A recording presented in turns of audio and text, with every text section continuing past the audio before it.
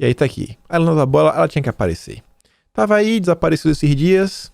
Vem lá escrever um artigo na Folha de São Paulo para falar que Bolsonaro adota autoritarismo 2.0 ao emparelhar instituições para se blindar.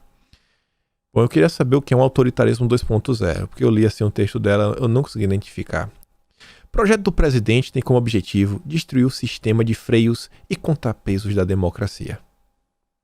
Até hoje ela tá revoltada, né? Porque foi chutada para fora do governo. Moro tentou colocar ela no governo, mas foi chutada, escorraçada. Vai embora, vai embora. Só serve para bater foto com Jorge Soros, né? Isso ela serve. Em jantarzinho na casa do Fernando Henrique Cardoso. Gloriosíssima, né? Aí você vê, olha o desespero. Olha o desespero. O Globo.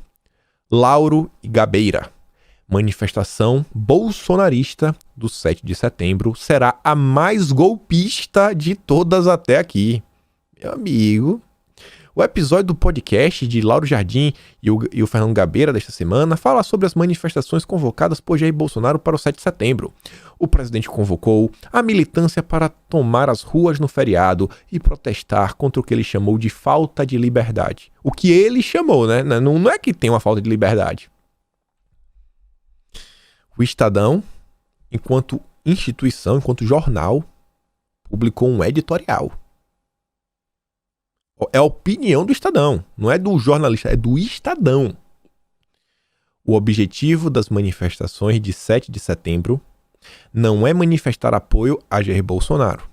É para invadir o STF e o Congresso. Bom, eu faço a pergunta para vocês porque eu não sou uma pessoa muito inteligente. Às vezes eu tenho essa sensação. Porque eu queria entender como as pessoas que estão na Avenida Paulista irão invadir o Congresso.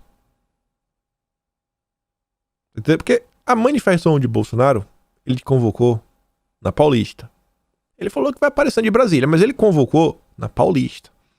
Como as pessoas na Avenida Paulista irão invadir o Congresso? Ou invadir o STF? Me parece um pouco longe, né? Principalmente para ir a pé, mas tudo mais, mas quem sabe até lá, né? Até dia 7, o Tarcísio não constrói aí, quem sabe, uma linha de trem, um trem-bala, para todo mundo pegar um trenzinho e ir lá até Brasília e invadir, só se for assim, né? Aí o Estadão só fez vários tweets, coloca depois a matéria.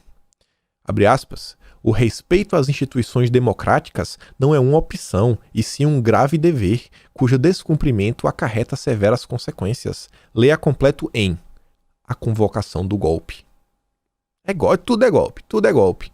E tá interessante, a gente sabe que obviamente a imprensa é tratada dessa forma. E aí ontem, gente, eu resolvi, ontem não, né, nas últimas horas, pra vocês foi ontem, resolvi relembrar o que foi que acontecia na época dos atos do 26 de maio. 26 de maio. Foi aquelas manifestações que marcaram o total rompimento, porque tinha gente que ainda acreditava no MBL e tudo mais. Total rompimento entre a direita e o MBL, que as pessoas foram às ruas pedir por algumas pautas relativas lá na época, a questão das pautas do Moro que estavam lá, prisão em segunda instância e alguns outros assuntos. O pessoal também foi às ruas, isso ainda foi muito mais intenso, que foi pedir pela aprovação da reforma da Previdência e algumas outras coisas. E olha como a imprensa tratou na época e veja se não é exatamente o mesmo padrão de tudo que vem acontecendo hoje. Evangélicos sinalizam distância das manifestações pró-Bolsonaro. É mesmo? Ele não estava falando agora que Bolsonaro está sem apoio, está isolado? Mostrei no vídeo de ontem. Cada vez mais isolado, Bolsonaro convoca para golpe. Kim, não sou eu, é o Kim Kataguiri, acha que ato pró-Bolsonaro será menor que o dos estudantes. Não foi menor, foi muito maior. Felipe Lobo. Muita gente reclamou de ser chamado de golpista em 2016. Mas pedir para fechar o Congresso e o STF é ser golpista sim. E não é figura de linguagem, é crime mesmo, contra a Constituição e antidemocrático. É golpista quem pede isso sim. A manifestação do 26 de maio foi para pedir fechar o STF, o Congresso? Não. A manifestação do 7 de setembro é para fechar o Congresso e o STF? Não. É a mesma narrativa. Eles usam a mesma narrativa para qualquer coisa que a gente fizer de apoio ao governo. Estão sentindo. Matéria da época também, ó. Bolsonaro se isolou com o eleitorado radical e perdeu os moderados. Avalia presidente de comissão da Previdência. Fechamento do Congresso e STF definitivamente estão em pauta no ato pró-Bolsonaro em Copacabana. Ainda não está colossal, mas, longe de ser desprezível, um grupo ameaçou encrencar com o senhor de camisa vermelha. Desistiram, era só o vendedor com o jaleco da Kibon. E você vê aqui, ó, as imagens que tem, ó, tá. Faça o Brasil grande de novo. A história, traidores, a história não esquecerá. Conspiração contra a nação, só prisão. E aqui que tem o mais próximo assim de falar do STF é: STF, presta atenção, a sua toga vai virar pano de chão.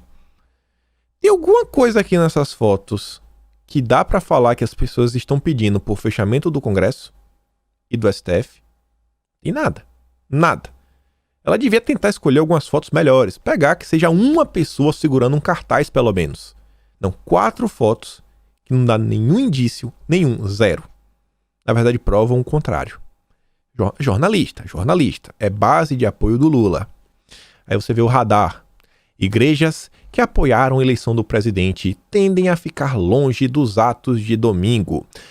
Ao lado do deputado Sóstenes, o pastor Malafaia esteve com Bolsonaro, apesar de postar vídeos em que blá blá blá. E o que a gente viu não foi isso, foi os evangélicos apoiando. Lobão. Não mintam bolsonaristas. O protesto do dia 26 de maio não é a favor das reformas. Não é não, né? Não é não. Foi. Tava todo mundo lá. Aí viu o Ailton Benedito. É um cara de direita. Falando. Palavras dos especialistas político-midiáticos. Se as manifestações do dia 26 de maio fracassassem, eles afirmariam que elas enterraram o governo Bolsonaro. Se as mesmas manifestações fossem um sucesso, eles pontificariam que elas nada significam. Mas Bolsonaro nunca pode vencer. Atos não foram suficientes para Bolsonaro vencer crise, dizem analistas. Deixa eu ver. Rapaz, olha só. Interessante, ó. O Ailton falou às 6h29 da noite do dia 26.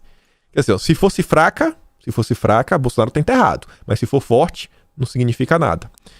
Às 7h59, 1h30 depois, atos não foram suficientes para Bolsonaro vencer crise. Dizem analistas. Os especialistas do Estadão. Congresso minimiza efeitos de manifestações pró-Bolsonaro. Isso aqui vai acontecer, né? Depois do dia 7 de setembro. Após estimular protestos, Bolsonaro defende que voz das ruas não seja ignorada. Marco Aurélio Mello, o governo precisa de defesa? Todo mundo em choque, né? Porque, pessoal, não existe manifestação de apoio. Não existe em nenhum país do mundo. O único país do mundo onde as pessoas vão às ruas apoiar o governo e não atacar o governo é o Brasil. É só no Brasil. A oposição brasileira devia sentir vergonha de ver um presidente ter o povo nas ruas para apoiá-lo e não para pedir a sua cabeça. Tenho certeza que Bolsonaro queria ter uma base muito maior. A gente queríamos que ter vários deputados. Mas não dá pra falar que o povo abandonou Bolsonaro. Não dá pra falar. Ele sabe disso. O povo realmente foi quem sustentou Bolsonaro naquela cadeira desde o primeiro dia do governo.